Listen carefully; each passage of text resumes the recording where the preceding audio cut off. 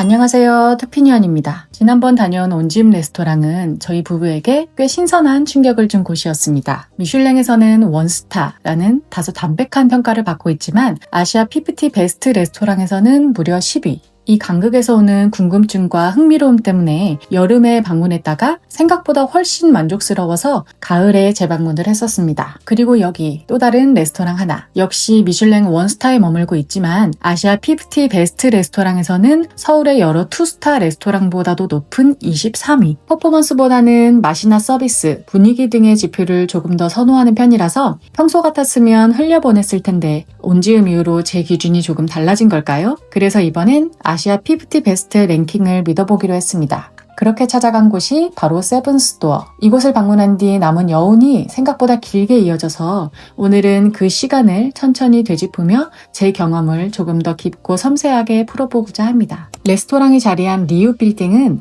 깔끔한 외관을 갖고 있지만 내부에 들어서는 순간 조금 놀라게 됩니다. 톡톡, 천지문, 이름만 들어도 알만한 식당들이 한 건물에 가지런히 자리하고 있었고 알고 보니 대부분이 김대천 셰프님께서 운영하는 곳들이더라고요. 엘리베이터 문이 열리고 4층에 발을 딛는 순간 이 레스토랑의 캐릭터가 시작되는 공간이죠. 긴 복도가 펼쳐집니다. 그 복도의 한 면은 거대한 주방 냉장고의 뒷면을 그대로 노출한 구조였는데요. 각종 건어물, 장류, 숙성 중인 재료들이 층층이 정돈된 채로 놓여 있는데 보통은 숨겨두는 백스테이지를 오히려 전면에 내세운 듯한 연출이었습니다. 이곳은 숙성과 발효의 테마를 단순히 컨셉의 일부로 보여주는 게 아니라 이 공간 전체를 활용해서까지라도 제대로 보여주고 싶어 하는 곳이구나 라는 생각이 들었습니다. 그리고 복도 끝 문을 열면 부드러운 조명의 다이닝룸이 펼쳐집니다. 그 순간 레스토랑의 이름처럼 비로소 7번째 문이 열리는 듯한 느낌마저 들었습니다.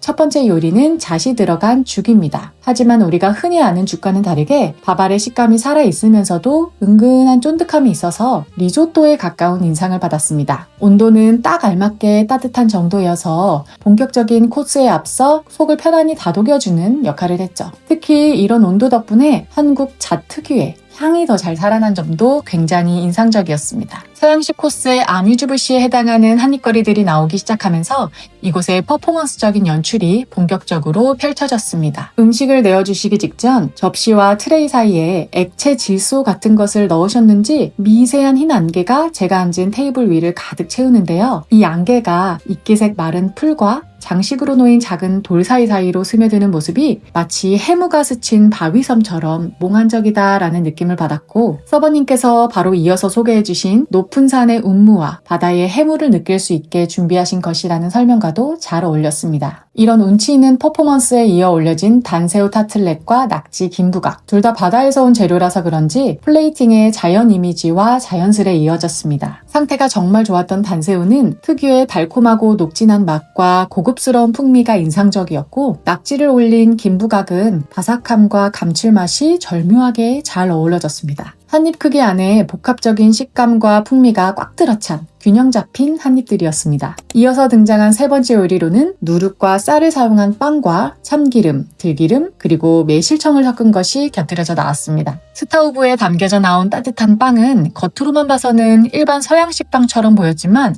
먹어보니 떡을 사워도우처럼 만들면 이런 식감인가 싶은 탄력과 촘촘함이 있었습니다. 서양식 올리브 오일이나 발사믹 대신 정말 한국적인 맛을 중심에 둔 그런 조합이었어요. 식전빵이라는 서양 요리의 전통적인 포맷을 발효와 숙성 그리고 한국식 재료를 통해 재해석했다라는 느낌까지 받았습니다. 이어진 네 번째 요리는 메뉴에 오늘의 생선이라고 적혀있던 제빵어입니다. 신선한 제빵어의 아래에는 세븐스토어에서 직접 담근 각종 장을 배합해서 완성한 소스가 깔려 있었습니다. 소스의 맛을 보니 전라도에서 회를 먹을 때 자주 사용하는 된장, 고추장, 참기름, 마늘, 고추 등을 더한 막장과 비슷했습니다. 제빵어 위에는 꽃 모양으로 만든 배와 고추장아찌, 산초장아찌가 올려져 있었는데 고소하고 기름진 제빵어의 풍미와 매콤함과 산미가 풍부한 아삭한 장아찌와 참 잘 어울려서 제빵어의 각 조각마다 재료의 다른 요소를 조합해서 만들어 먹는 재미가 있었습니다. 다섯 번째 요리로는 전복버섯 간장 소스라는 요리가 나왔습니다. 메뉴판에 이름만 봤을 때는 뭔가 되직한 소스가 나오려나 했는데 실제로는 맑은 간장 육수를 부어주셔서 예상과는 전혀 다른 인상이었습니다. 전복 아래에는 컬리플라워 퓨레와 딜 오일이 깔려 있었고 전복은 오랜 시간 쪄서 부드럽게 만든 다음 팬프라이로 마무리했다고 설명하셨습니다. 버섯과 간장으로 만들어진 육수의 향과 감칠맛은 깊긴 하지만 또 과하진 않아서 전복의 풍미를 더해주는 역할을 했습니다. 그리고 위에 올라간 애호박은 마치 주키니 파스타처럼 아삭한 식감을 더해줘서 다채로운 느낌이 들었습니다.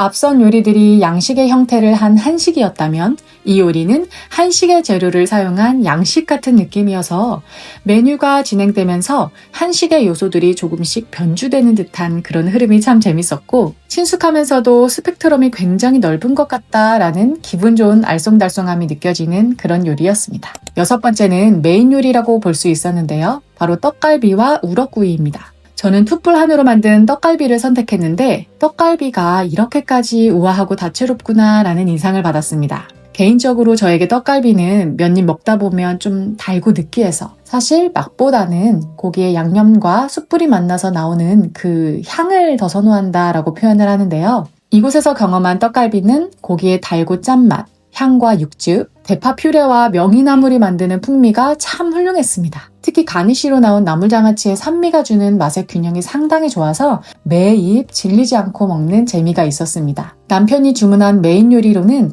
고추장을 바른 우럭구이에 된장 베으블랑 소스가 나왔습니다. 저희 부부에게 있어 우럭구이라고 하면 항상 미쉬메시라는 식당을 가장 먼저 떠올리곤 했는데요. 지금은 없어진 메뉴이지만 그곳에 매콤한 야채 과일 소스를 뿌려서 구운 볼락 요리가 상당히 맛있었거든요. 그런데 저희 남편은 개인적으로 세븐스토어의 우럭구이가 이제는 더 맛있다고 하네요. 우럭 특유의 촉촉하면서도 쫄깃한 식감이 너무 잘 살아있었고 고추장 기반 소스에 된장을 사용한 베우블랑 소스까지 가미해서 감칠맛은 증폭시키면서 맵고 짜고 크리미한 풍미를 더한 게 좋다고 했습니다. 여기에 곁들여진 백김치의 산미, 또 중간에 몇 개 끼워 놓은 샬롯 피클의 산미, 그리고 아삭함, 이런 모든 게 우럭구이와 잘 어울렸다고 하네요. 사실 각자 시킨 메인 먹느라 평소와는 다르게 서로 단 한 입도 바꿔 먹질 않아서 이렇게 말하다 보니 저도 저 우럭구이 한번 먹어보고 싶네요.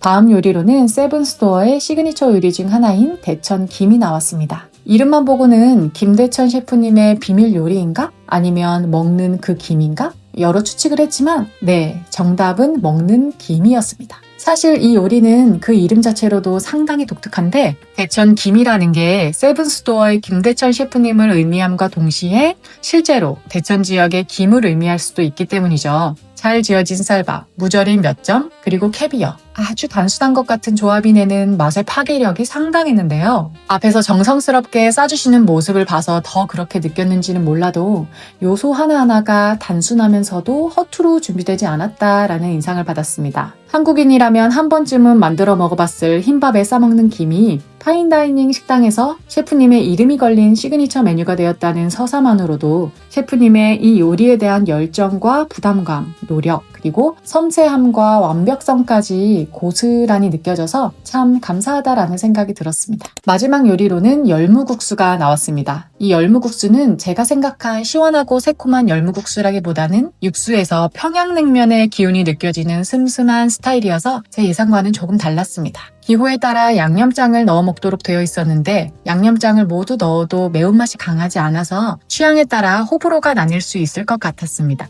다만 구성 요소의 완성도 자체는 높았습니다. 디저트는 쌀트리오, 밍글스의 장트리오가 떠오르는 구성 방식이었지만 이곳은 오로지 쌀이라는 단일 재료의 변주에 집중했습니다. 쌀 아이스크림의 단맛, 두텁떡의 쫀득함, 육아의 바삭함, 여기에 막걸리 크림과 은근한 깻잎 향까지 더해지며 쌀이 가진 다양한 표정을 하나의 접시에 펼쳐냈습니다. 한식 디저트가 지닌 잠재력을 굉장히 세련되게 확장하는 느낌이었어요. 마지막 뿌띠뽀르로는 곶감마리와 닭강정, 그리고 선택에 따라 차 또는 커피가 함께 제공되며 코스가 마무리됩니다. 앞서 이야기했듯이 저희 부부는 퍼포먼스를 내세우는 식당은 그닥 선호하지 않는 편입니다. 그러다 보니 다른 매체에서 접한 세븐스토어의 모습이 제가 선호하는 식당과는 다소 거리가 있어 보여서 지금까지 발길이 잘 닿지 않았었는데 예상과는 다르게 요리가 중심을 잡고 퍼포먼스는 옆에서 조용히 결을 만들어주는 역할을 했다라는 생각이 들어서 이렇게 뒤늦게라도 그런 편견을 깨고 세븐스토어의 음식을 접해볼 수 있어서 참 다행이었다라는 생각이 듭니다. 온지음과 세븐스토어를 연달아 방문하면서 아시아 피프티 베스트가 한식을 바라보는 시선이 생각보다 깊고 세밀하다는 걸 다시 한번 느꼈습니다.